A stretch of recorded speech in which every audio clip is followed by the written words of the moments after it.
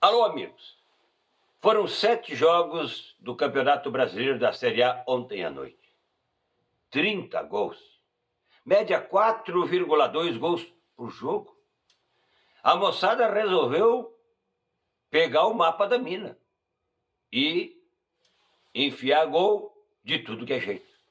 Goleadas, jogos, mas nenhum 0-0. Teve um magrinho 1-0 do Corinthians contra o Cuiabá.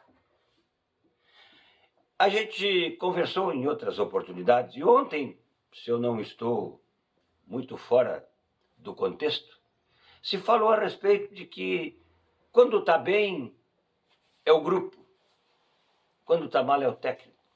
Falamos nisso aqui, trocando ideias, batendo papo. O que dizer do Grêmio hoje? O Renato escalou mal e trocou bem? Não. Eu tenho a minha opinião, ela é minha.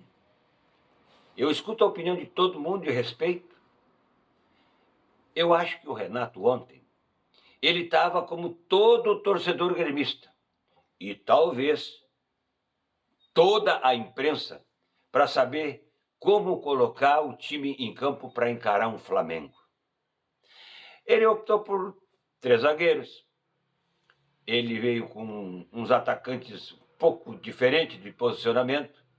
Ele fez um jogo seguro de marcação, mas no final do primeiro tempo o Cebolinha achou o caminho do gol. Qual foi a ideia de todo mundo?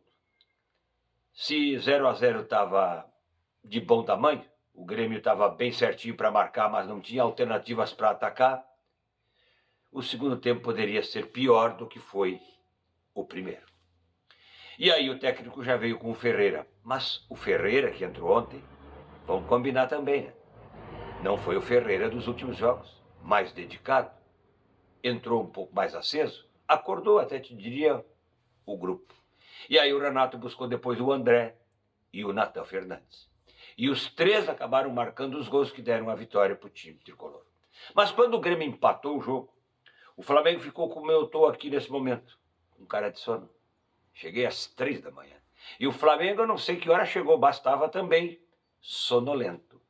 O Grêmio não tem nada a ver com isso. Se o Flamengo estava petequeando, tocando a bola de um lado, fazendo a coisa andar porque tem qualidade, o Grêmio, dentro das limitações, buscou superação. E uma coisa que a gente vinha falando também há bastante tempo. Se tu não tem qualidade, mesmo com ela, tu tem que ter entrega. Comprometimento. O Grêmio teve. Alguns jogadores se entregaram, outros fizeram as duas coisas. O que joga o Vila Sante. É impressionante esse jogador. E é o único jogador do Grêmio que tem pulmão para jogar mais 90 minutos, se alguém de repente insistir. Então, foi se ajeitando a coisa. É uma vitória fundamental nas pretensões de classificação, mas principalmente no emocional, naquela carga que o Grêmio tinha de, nos últimos 12 jogos, ter conquistado 1.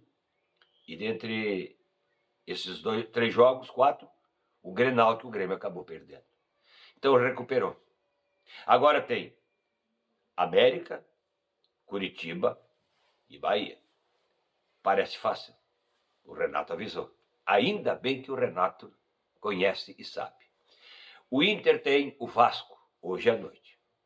O Vasco está na zona do rebaixamento. E daí? Dentro do contexto daquilo que o Inter precisa e do que o Vasco precisa, o Vasco está num desespero maior. Por isso, deve jogar todas as suas fichas para buscar a vitória. É jogo duro, é jogo enroscado. Vamos aguardar. Amanhã a gente conversa sobre o Internacional. Deixa, pelo menos por enquanto, o torcedor gremista soltar um pouco aquele gogó que estava engasgado, estava complicado e não estava conseguindo chegar lá. E amanhã eu prometo, uma carinha um pouco melhor. Vou dormir um pouquinho mais cedo porque o jogo do Internacional é às 7 da noite e não às 21h30. Agradecendo a sintonia de hoje e o carinho de sempre.